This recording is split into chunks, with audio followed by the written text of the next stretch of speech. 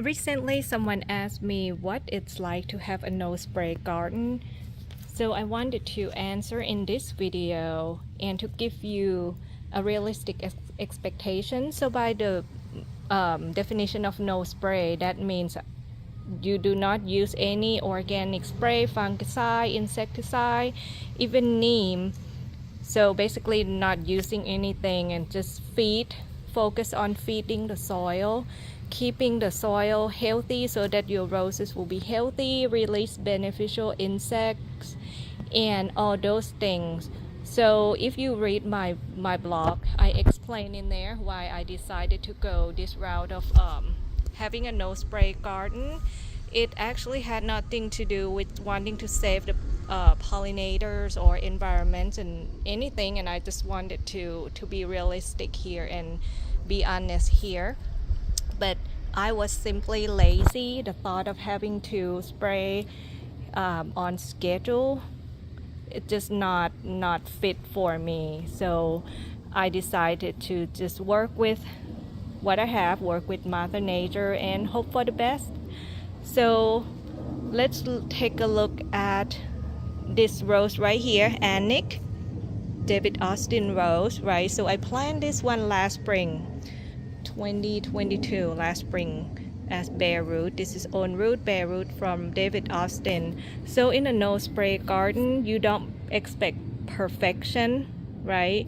Because you don't protect them with anything. So the pest, disease, and everything are expected to be seen. So let's take a look at this bunch right here. So of course this one, I think this is a combination of balling and thrip damage. So it rained a few days ago for a few days in a row, and this one had a hard time opening up because it's so packed with petals. That's why it looked this way. And then this one, of course, something added. I don't know what exactly, maybe the worm, maybe grasshopper or katydid, I think that's what they call. And these two are not open yet.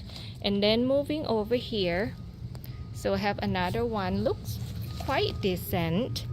But if you look at the outer parts of it, you'll see I think that's mainly from the rain, not really the thrip damage, or maybe slight thrip damage, but the bloom is still very beautiful. And of course there's like a flower thrip inside. I'm not sure if you can see real well. They are quite tiny, those little things moving right there, you can see it. I cannot get my phone to focus, but that's what caused the brown edges on most roses these days, right? So definitely there's a flower thrips in there. And we have this bloom right here that looks really good, pretty clean overall, very clean right here. This one looks good, and I'm sure there's like thrip inside too, but not enough to damage it. And right now we have a bunch of cucumber beetles, which those guys are like light green with dots. So they are all over the place and they can fly.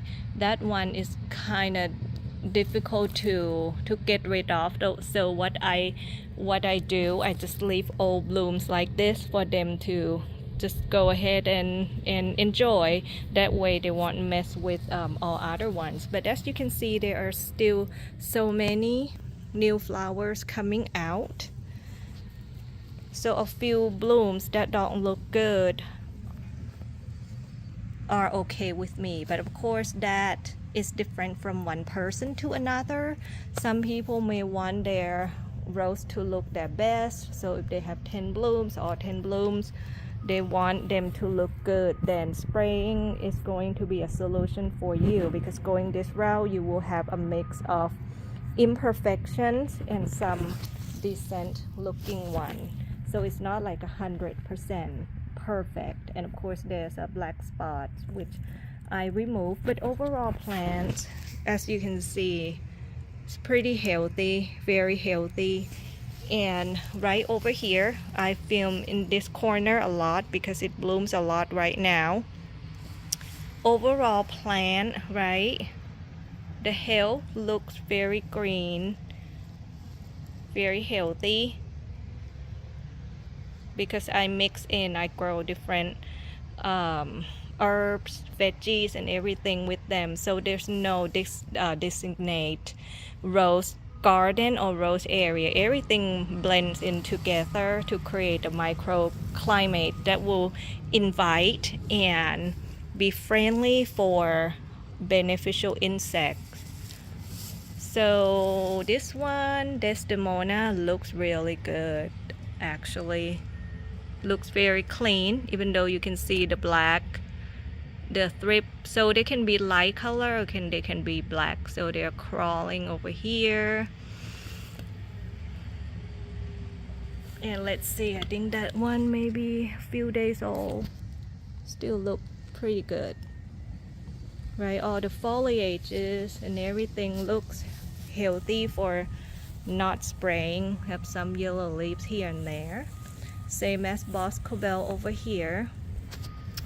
And this bloom is of course something added, but that's okay, I'll just leave it for now. And this one is a few days old, so cucumber beetle, enjoy that one inside.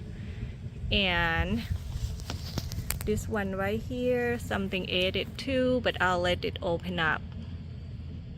It has some poops in there, so maybe from some sort of maybe worm, insects, whatever that might be. And that one is already a few days old. But the focus is on an overall plant. It is still healthy, you still have pretty blooms to enjoy. So to me, that's a win for me. I don't it doesn't stress me if a few blooms will be savaged by the pest, because there are a lot more on here. So the foliage is on Plum Perfect looks really good. It is very green.